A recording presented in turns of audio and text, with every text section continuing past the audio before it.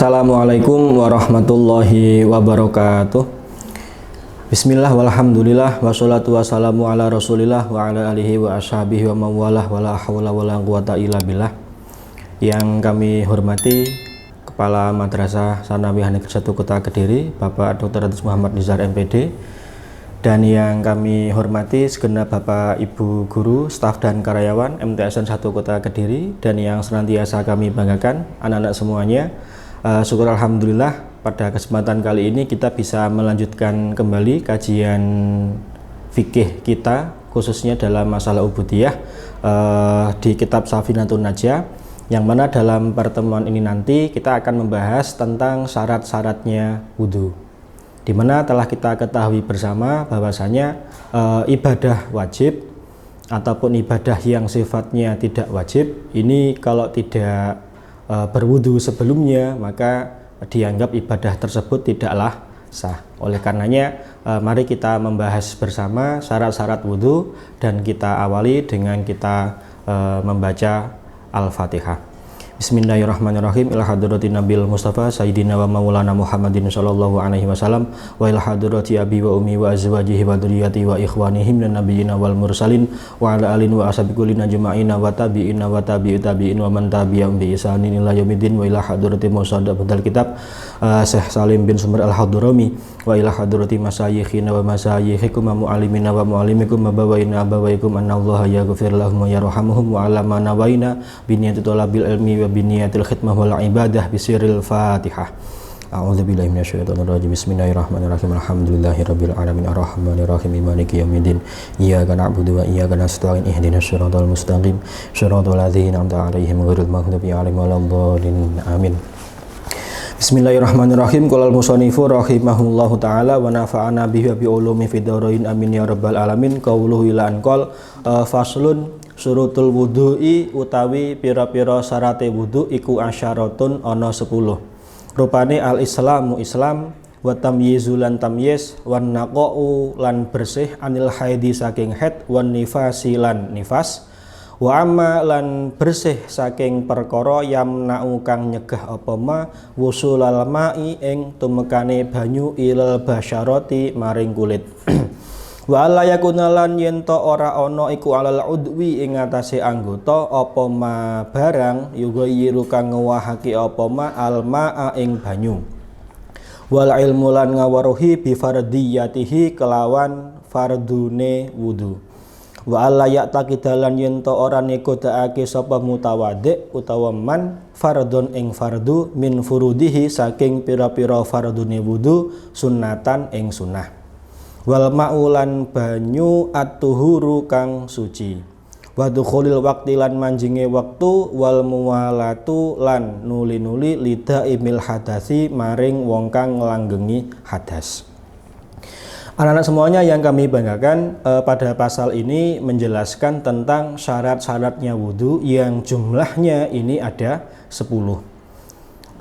Adapun syarat yang pertama ini adalah beragama Islam, sehingga tidaklah sah atau dianggap sah wudunya seseorang yang tidak beragama Islam, dengan alasan bahwasanya wudu ini adalah ibadah yang sifatnya badaniyah, sehingga harus dilakukan oleh orang Islam demi keabsahan ibadah tersebut.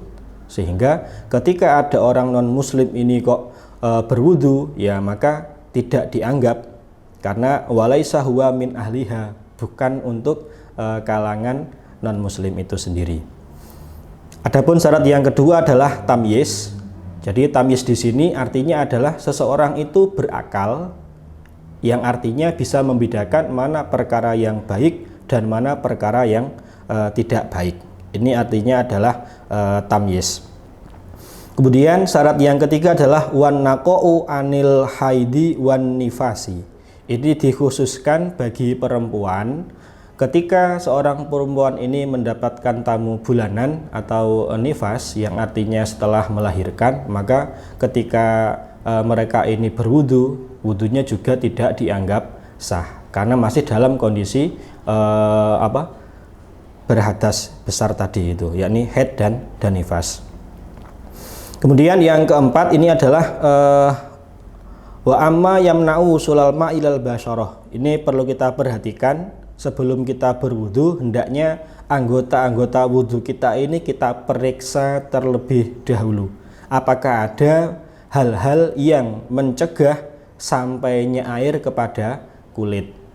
Seperti halnya minyak, seperti halnya tinta, seperti halnya permen karet, cat dan lain sebagainya. Yang artinya benda-benda tersebut ini bisa menghalangi sampainya air ke dalam kulit. Jadi perlu kita perhatikan sebelum kita berwudu. Termasuk daripadanya adalah sebelum kita berwudu ini, adakah anggota badan kita ini yang terkena najis? Maka sudah sangat sepatutnya najis tersebut kita hilangkan, baru kemudian kita berwudu. Kemudian untuk syarat yang kelima, ini adalah wa alla yakun alal udwi ma yughayyiru alma. Kita perhatikan juga di antara anggota-anggota wudhu kita ini, adakah hal-hal yang bisa mencemari atau merubah daripada sifat-sifat air. Karena ini hampir sama dengan syarat yang keempat tadi.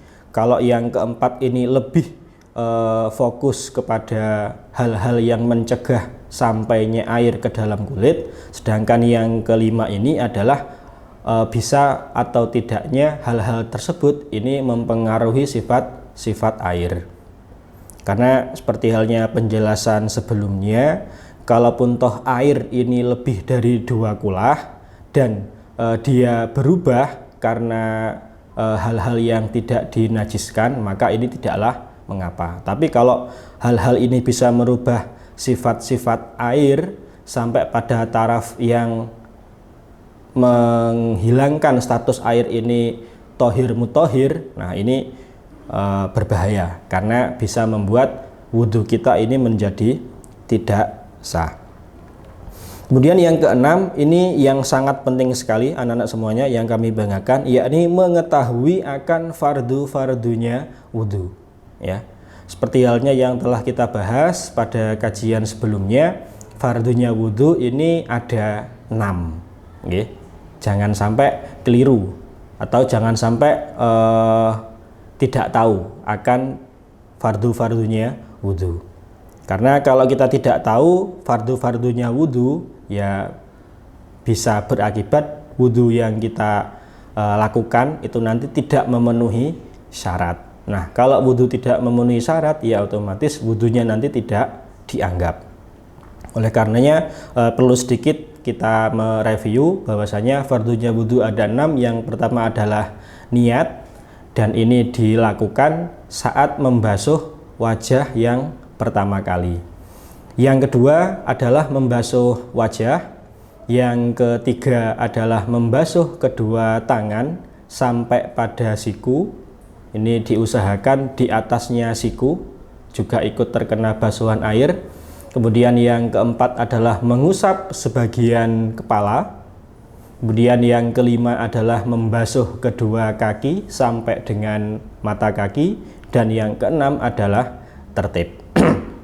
Sehingga kalau mutawadhi atau orang yang berwudu ini tidak mengetahui fardu-fardunya wudu, berakibat sah atau tidaknya wudhu yang dilakukannya. Adapun syarat yang ke-7 ini adalah wa alla ya'taqida fardhon min furudihi. Jadi jangan sampai kita ini memiliki anggapan, memiliki keyakinan bahwasanya salah satu fardunya wudhu dari fardu-fardunya wudhu yang jumlahnya ada 6 tadi sunatan, ini dihukumi sunnah. Nah, maka inilah pentingnya syarat yang keenam, yakni apa? Mengetahui daripada fardunya wudhu.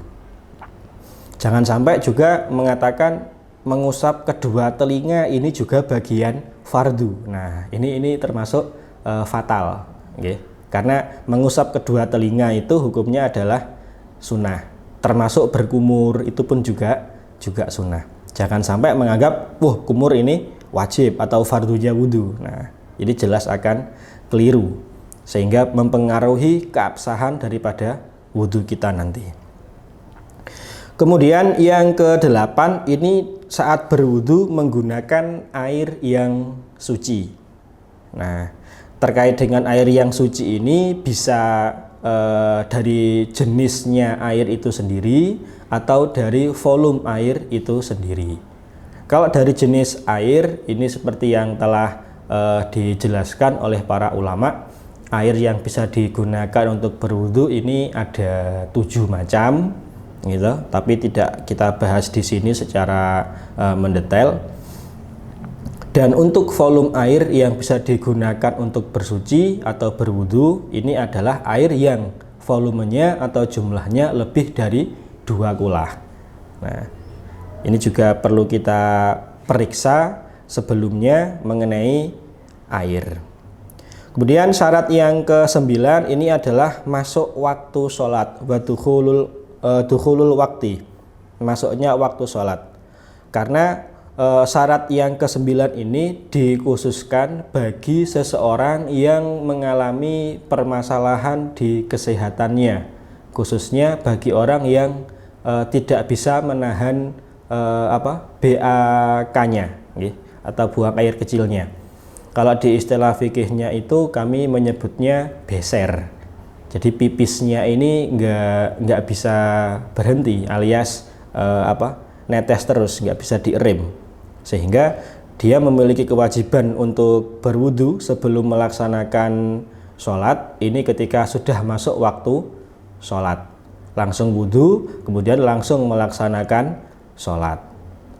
Nah, saat sholatnya nanti maka dia harus memakai semacam pembalut atau mungkin hal yang sejenisnya agar najisnya ini tidak mengenai pakaian yang dia gunakan untuk sholat.